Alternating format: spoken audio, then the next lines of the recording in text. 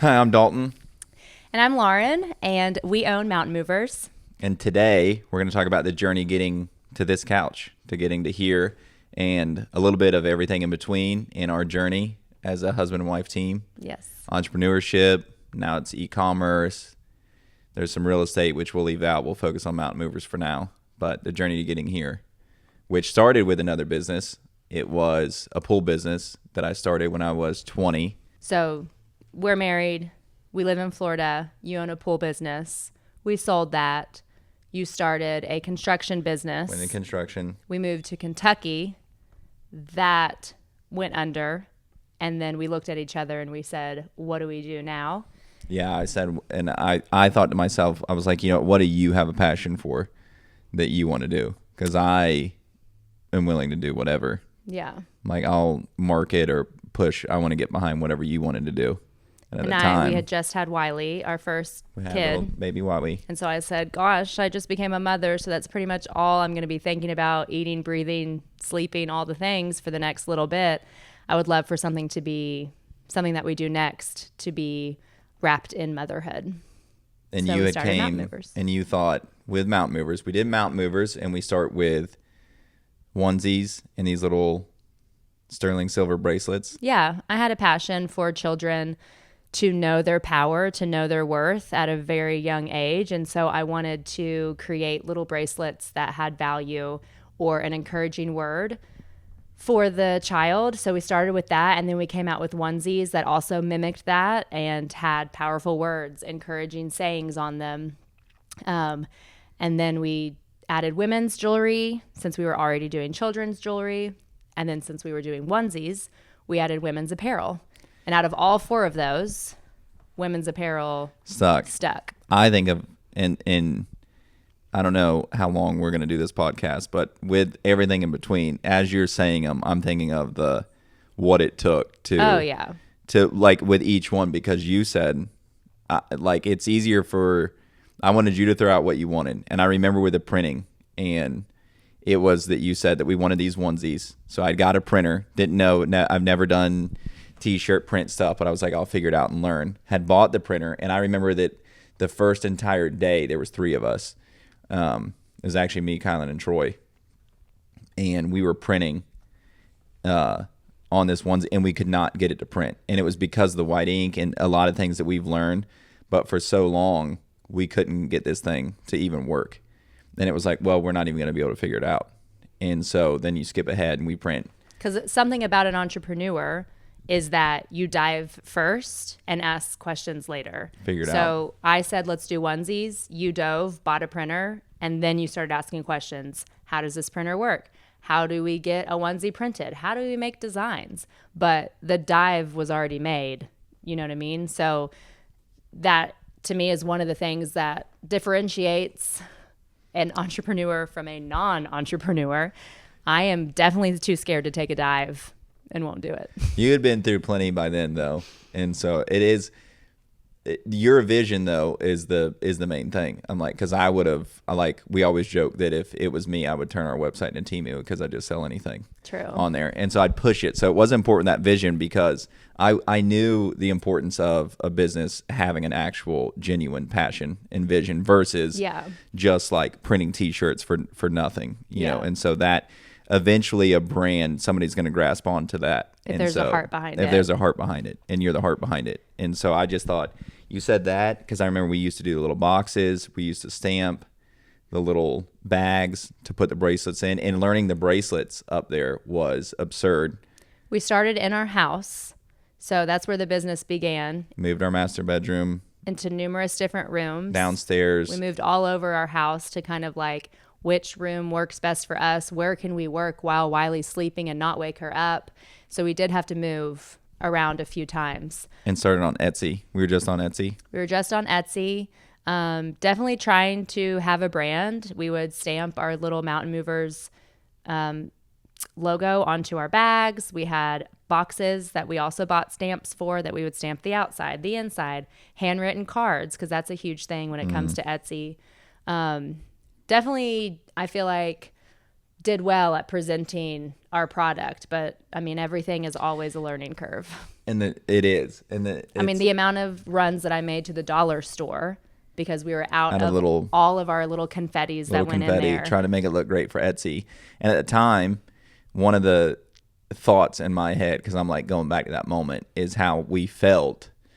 And I hope that Travis sees this because I always joke with him on that it was around the time that we had just started for the first year, and he was asking us about it. We were with him for Black Friday, Cyber Monday, and he told us whenever we were out hunting that morning that he was at $8,000 by like 9:00, and I looked down at us and we were at like 4 sales. Yeah, like $100 maybe. $100. I don't even think we broke $1,000 that day. Yeah. And Travis, which this is their stuff, and so we're sitting there building our stuff, and they were killing it then. And so we're thinking that we can come up with this good product and kill it. Yeah. And I think that is the valley of despair of entrepreneurship, where and it is at sometimes you're doing everything right, you're branding it, you're pushing it, but the time element isn't there, and it's so hard to like it's the right thing to not compare, but in your mind you are. And you're like, what are we not doing? Mm-hmm. And so still to this day, what are we not doing today? Why aren't we where X, Y, and Z are? Yeah. Why doesn't this look like that? But it is, every single business is its own road journey, its own little thing. You cannot. Because at the time that we figured out Etsy, because we had some money that we had saved, and it went down to Black Friday, Cyber Monday. I think like the year, it wasn't the first year. It was like 18 months. And so at that Black Friday, Cyber Monday, and we do decent. And I remember, because it's always, especially whenever you think, okay, it's this coast now. And what forced us more into our own brand was that Etsy did away with the bidding strategy, which basically allows you to be as competitive as you want to be. So I could spend more money than other people. So I could my budget could be $3 cost per click, which you're not spending that, but I would be willing to do that, and it would always boost you to the top of the site. They took it away, and it was just automated. Everybody's on even playing fields, and our site, our sales just farted. Yeah, just took a dump. There's an old diaper dump. Play that, play a fart on the podcast now. Just an old nasty toilet dump, and that's the worst one. You build up that, and then you get over that, and that's what we experience even now. Is it's like, no, that's part of it. Like, it is not just an up. Oh, yeah. No, it was a flat road, possibly even a downhill road for a long time for me personally, emotionally, and mentally. I will raise my hand and be the first person to say, I don't want to work. I don't know what camera I need to say that into, but I don't want to work. I enjoy being lazy, laying down, people helping me do stuff. I don't need to be like this go-getter. So now I'm married to a go-getter, and we come up with this vision, and I'm like, sure, yeah, let's do it. Because I've only seen your businesses like be successful, and it just seems easy. Yeah. But I haven't been a part of your past businesses. This one I'm a part of, and I'm like, you say I got to do what? Like, you say I got to wake up at 5:30 a.m. and do these bracelets? Who, when, and how? Because I'm out. You say I got to wake up at 5:30 and do these bracelets before Wiley wakes up, before I have to mother a toddler? Yeah, you were getting up before her. And getting the work done, waking her up, being a mother, putting her down for nap, going back upstairs, doing the work during nap time. And then when she would wake up, I go back, and then I go continue to do the work after she goes down to bed at night. And it was for my mental health. I mean, I cried so many tears up in that room. I was so mad that it was such a hard journey. I was so mad that my hands were hurting from making the jewelry. I was mad that that's what life looked like, honestly. I know. And it was a quick story. We'll move on to the growth phase, but a quick one that I feel like describes that time very well is the Ocean Isle aspect of it, because we were growing some. Like, I think the best month was around 80,000 then. The best month was when we launched, after we had launched women's t-shirts on Etsy. Yes. And those started picking up a ton. We were selling those rings. Birthstone rings were very popular. They were as big as bows. Yeah. As big as bows. And I remember this was a little bit ahead because it forced us into, I'll go back to how we were forced into branding our own. But that Ocean Isle one was that we were backed up. It was just me printing at that point. And so printing everything and doing all that stuff. You were doing a lot of the jewelry. I was doing jewelry. If I worked out, I don't even think I was able to really work out other than super early or running up there for a minute. I don't remember. But I remember I had all these pages of shirts to do, like a crazy amount, which was good and motivating. In order to stay relevant on Etsy, you have to have fast shipping. Yep. In order to go on a trip, you now need to complete Way all ahead. your orders in queue. Can't turn the site on travel. Yeah. Vacation mode, that's a big no-no for the algorithm. Yeah. And can't lose that. So here's what we're going to do. I'm going to stay up. Pull all-nighters. And did it for a couple nights. And then till that particular morning, your parents had got a house in Ocean Isle that the whole family could come to and stay. So we're going to drive there. And we're like, we're definitely doing that. That was our big end. I had said Avengers no to a Endgame. handful of trips, vacations, weekend getaways because I said, y'all, I can't. Like, if I leave, no one else does this job. Yeah. Like, there's nothing gets put on hold. This thing has to have me running. So That was our energy. Yeah. So Ocean Isle was like, if we can just make it to this trip, then we will be able to Lay nude on the beach. Huh? Just lay nude on the beach and Yes. just sit there. Lay nude on the beach. Whatever Just we fall want to asleep. do. I remember, and then so I stayed up till 3, and I was like, I have to sleep. And so I went. Because you're also driving the next day. Because I'm driving. And I'm like, and slept till 6:30. Got back up, printed till we were still late because I had to print until 10:30. I kept thinking I was going to be done at 8, 9. Printed till 10:30. We leave 11 o'clock or so. We make it 8-hour trip. So maybe 9 hours of driving and stuff. We make it there that evening. We are there that night. And then the next day, we're there for just that little bit of a day. It was a week, and we had to evacuate. It was a mandatory evacuation for that hurricane that was coming. Yeah. And we were like, wait, can we choose to stay? yeah, can we stay? And other people who are afraid, dude, they we can live leave. a hurricane. Yeah, let me I have a hurricane I'll back chill. at home. I'll Yeah. sleep I'll through a flood. sit in the middle of this hurricane. Let me put up a mattress and little floaties on it, and I'm gonna lay right here and just wherever it takes me. I'm chilling. Finally gonna get a shower. Yeah. Like a full shower. I'm chilling in this from this thing, hurricane. Yeah. So that wasn't an option. We had to. It was a mandatory evacuation. They needed everybody off. And then went to that GD museum instead.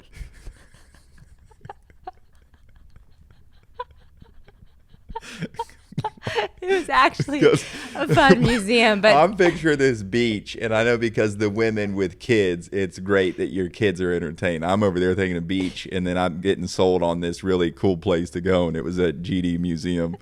We went to it. I was like, phew, let me get back to work. Start printing again. I was like, Lord, is this what we're doing instead of a week in Ocean Isle Beach? So we did all that work. Turn into Blippy. Yeah.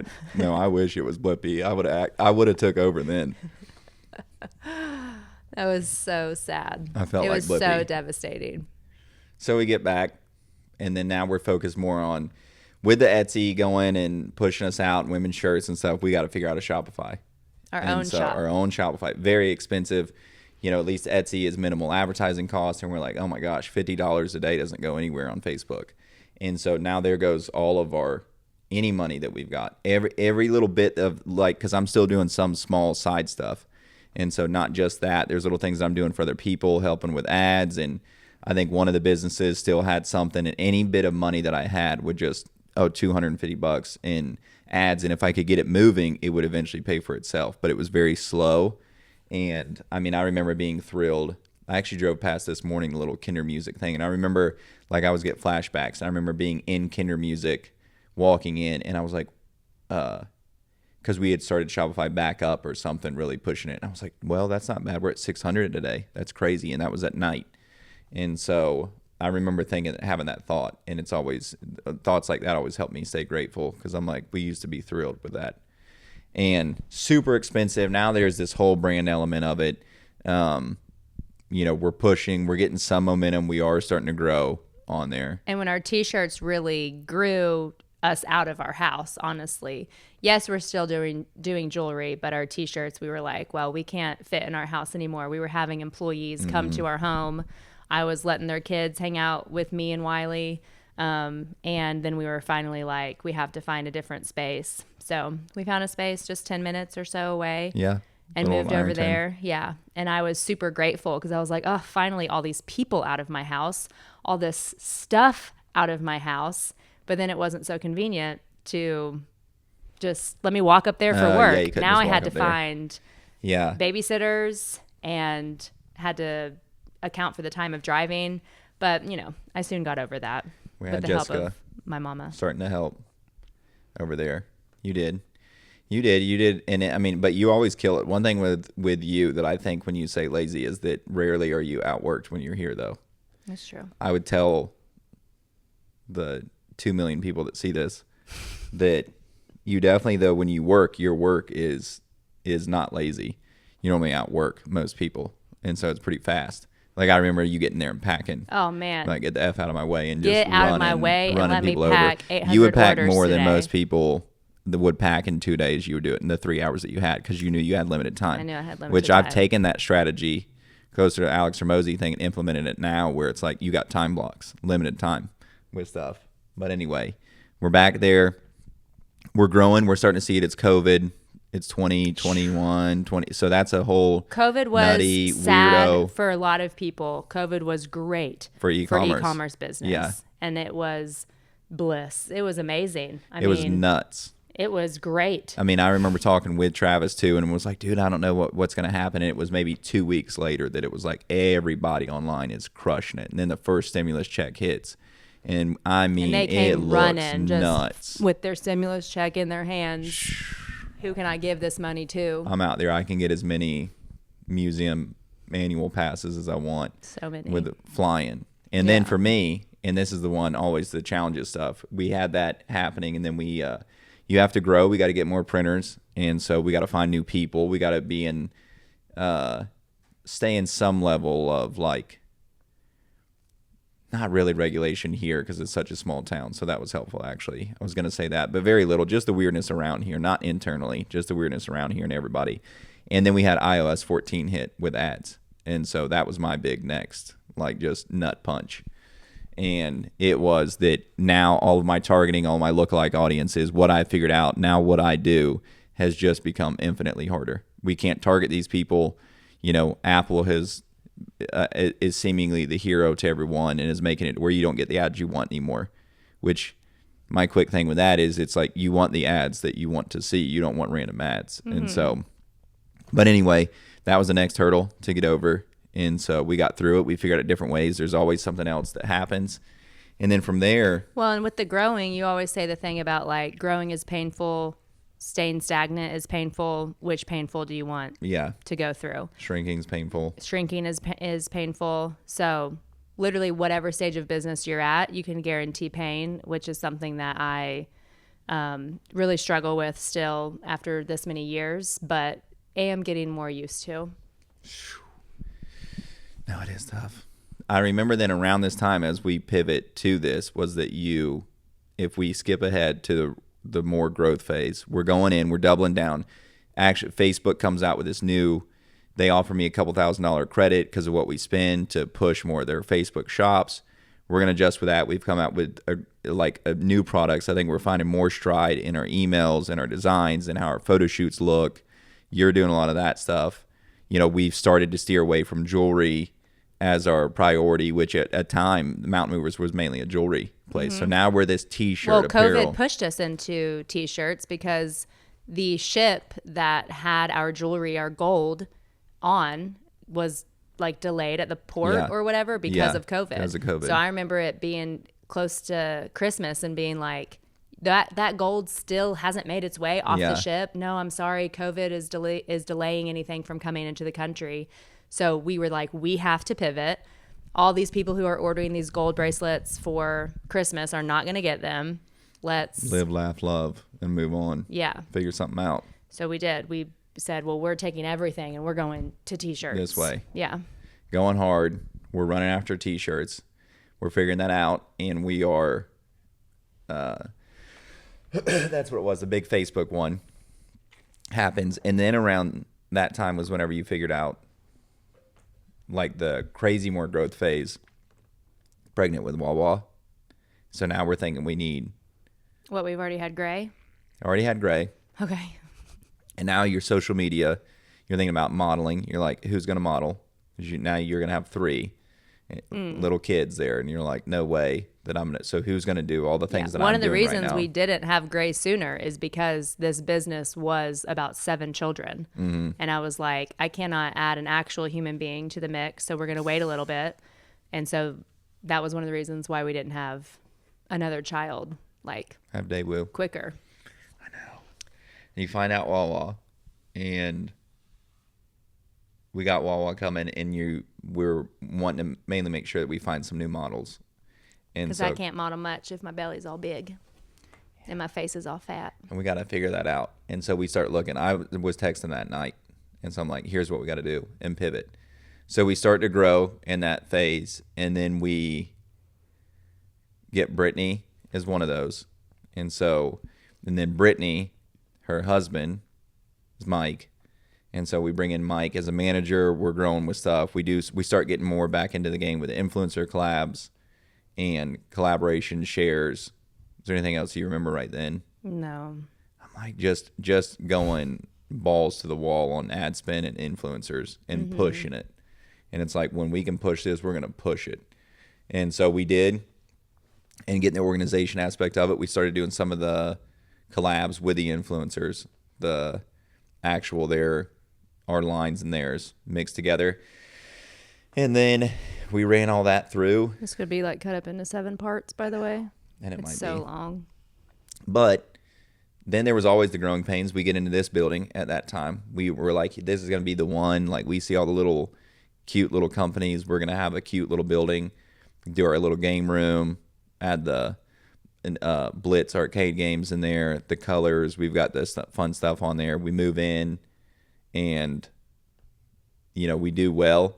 We had our nut punch of a couple months that were just horrible, and then more data all the time. You start to realize, like, all this stuff you can predict more and more, in business. And I think that's where we're at now, is that we're still at this growth trajectory and ahead of last year. But it's always you're learning that it wasn't. Sometimes there's part of the market. Sometimes algorithms change, and you're always pivoting. And so you're just trying to refine, get better, and grow all the time.